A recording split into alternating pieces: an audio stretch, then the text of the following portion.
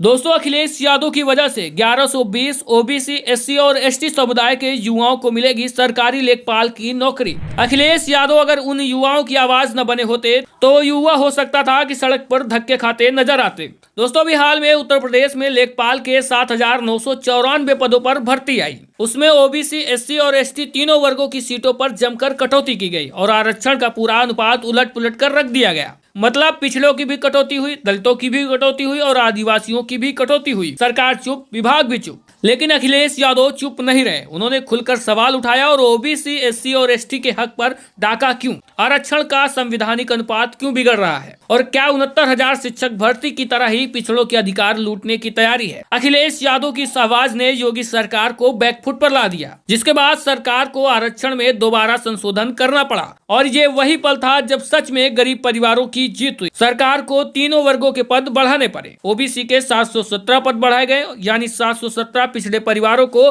सीधे तौर पर नौकरी मिलेगी। और एससी के 253 पद बढ़ाए गए, यानी 253 दलित परिवारों को सरकारी नौकरी का सीधा लाभ मिलेगा। और इसके अलावा एसटी के लगभग 150 पद बढ़ाए गए, यानी एसटी वर्ग के लोगों को भी 150 नौकरियां सीधे तौर पर मिलेगी। यानी सीधे तौर पर 1120 पदों पर ऐसी बढ़ोतरी हो गई है जिसका सीधा लाभ ओबीसी, एससी और एसटी समुदाय के लोगों को मिलेगा। दोस्तों, ये चुनावी वादा नहीं था, ये कागज की जीत नहीं है, ये रिजल्ट है। एक नेता की सक्रियता और जनहित में संघर्ष का रिजल्ट है। जरा सोच के देखिए, अगर अखिलेश यादव इस मुद्दे पर खड़े न होते तो क्या होता? वही जो 69,000 शिक्षक भर्ती में हुआ। ओबीसी का हक काट लिया गया, एससी और एसटी के अधिकारों को कमजोर कर दिया गया और युवाओं को सिर्फ संघर्ष बचा, नौकरी नहीं। इस बार भी ओबीसी की 717 सीटें गायब हो जाती, एससी की 253 सीटें कट जाती और एसटी की 150 सीटें खत्म हो जाती और किसी को पता भी नहीं चलता। लेकिन अखिलेश यादव ने ये सब होने नहीं दिया और युवा भी इसके लिए संघर्ष कर रहे थे। लेकिन युवा तो संघर्ष 69,000 शिक्षक भर्ती के लिए भी कर रहे हैं।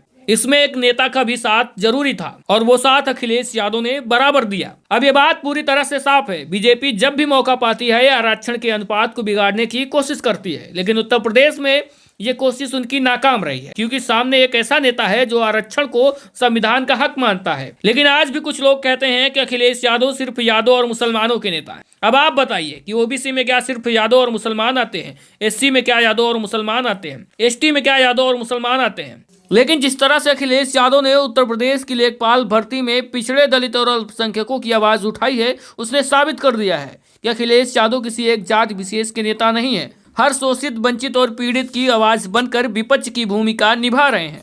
उनका जो पीडीए है सबको साथ लेकर चलने की बात करता है। उसमें अगड़े भी हैं, जो अगर पीड़ित दुखी अगड़े हैं वो भी उनके साथ में हैं। दोस्तों, आपको क्या लगता है, अखिलेश यादव सिर्फ एक जात विशेष के नेता हैं या समाज में रहने वाले हर एक वर्ग के? अपनी राय कमेंट बॉक्स में बताइएगा। अगर वीडियो में दी गई जानकारी अच्छी लगी है तो ज्यादा से ज्यादा लाइक और शेयर करके चैनल को भी सब्सक्राइब और फॉलो करिएगा।